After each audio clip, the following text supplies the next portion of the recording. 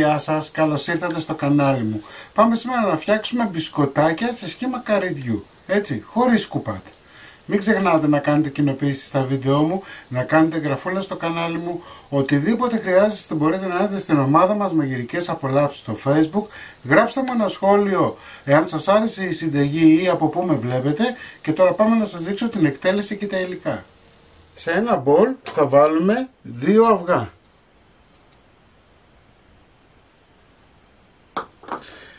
120 γραμμάρια ζάχαρη άχνη. Ανακατεύουμε λίγο.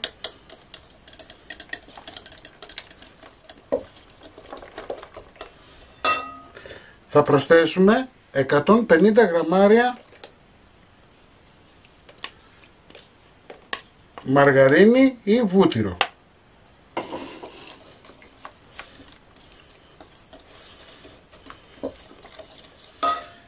Θα βάλουμε λίγο έλαιο βανίλιας. Αν δεν έχετε μπορείτε να βάλετε 2 κάψουλες. Μία τσιμπιά αλάτι.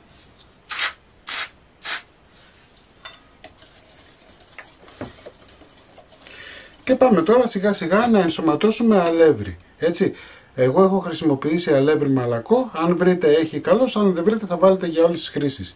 Το μαλακό αλεύρι βοηθάει πάρα πολύ σε οτιδήποτε ζύμη έχουμε για μπισκότα. Έτσι, μελομακάρονα, κουραμπιέδες, μπισκότα, κουλουράκια.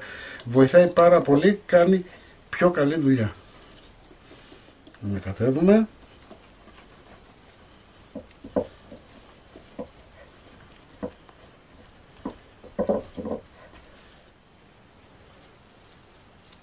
Πάμε να δουλέψουμε με το χέρι τώρα.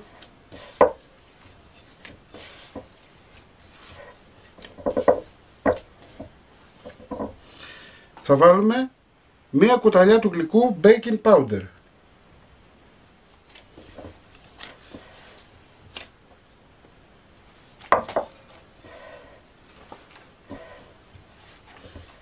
Ζυμώνουμε μέχρι να ενσωματωθεί καλά το αλεύρι μας.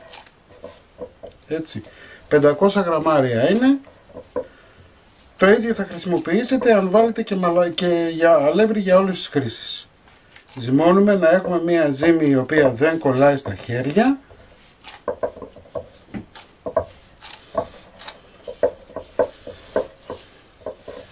Καθαρίζουμε τα τυχώματα.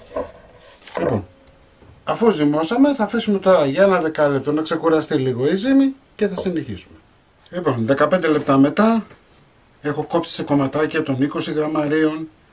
Έτσι, κάνουμε μπαλάκι, το δουλεύουμε για να έχουμε μία λία επιφάνεια και το βάζουμε σε ένα πιάτο. Το ίδιο κάνουμε και με όλα τα υπόλοιπα. Βλέπετε? Θα τα βάλουμε όλα σε ένα πιάτο. Εντάξει, και θα τα βάλουμε στην κατάψυξη για 10 λεπτά. Λοιπόν, είμαστε έτοιμοι, περάσαν 10 λεπτά, τα αφήσαμε στην κατάψυξη, έχουν σφίξει λιγάκι, έτσι, αυτό θέλουμε. Βλέπετε, είναι σφιχτό, αυτό το πράγμα θέλουμε. Πάμε να σας δείξω τώρα πώς θα κάνουμε τα καρυδάκια. Λοιπόν, διορθώνουμε λιγάκι. Θα πάρετε ένα ξηράφι, κόβετε στη μέση.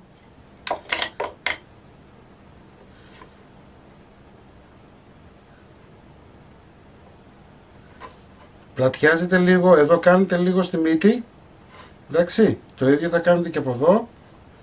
Για να δημιουργήσουμε περίπου το σχήμα του καρυδιού.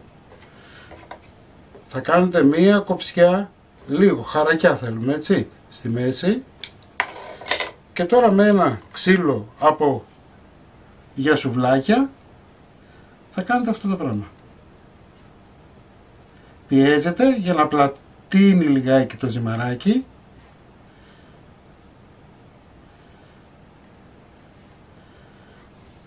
Δεν θέλω να το βάζετε στη σειρά, έτσι.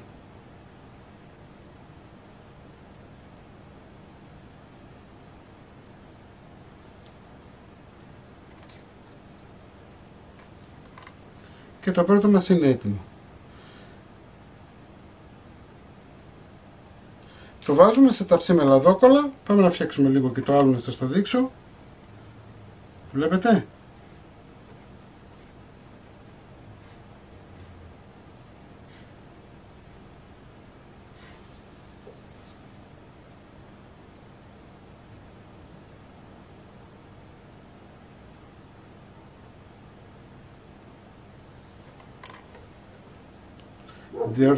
Διορθώνουμε λιγάκι, κόβουμε στη μέση.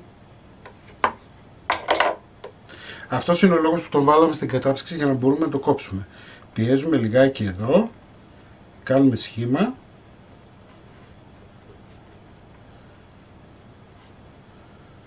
Το ίδιο θα κάνουμε και με αυτό.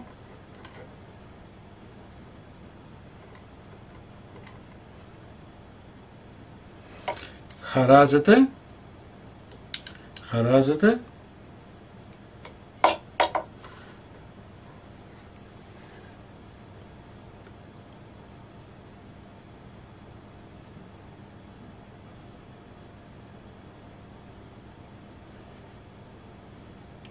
Στον πάγκο δουλεύετε πιο εύκολα, αλλά εντάξει.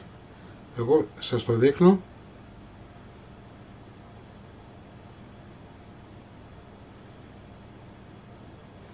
Με αυτόν τον τρόπο του δημιουργείτε τα νεράτα. Βλέπετε.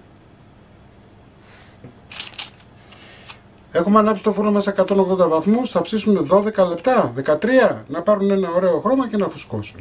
Λοιπόν, τα καρυδάκια μας είναι έτοιμα, έτσι, όπως σας είπα, 12 με 15 λεπτά, αυτό είναι ανάλογα το φούρνο σας, εντάξει. Θα βάλουμε τώρα, μπορείτε να βάλετε πραλίνα, μπορείτε να βάλετε καραμέλα, μπορείτε να βάλετε μαρμελάδα όπως βάζω εγώ τώρα, εντάξει. Μην το παρακάνετε μόνο.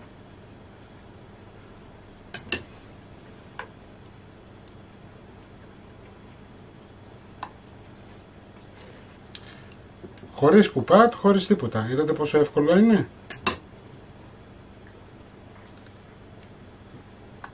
Θα τελειώσω εγώ τώρα όλα τα υπόλοιπα.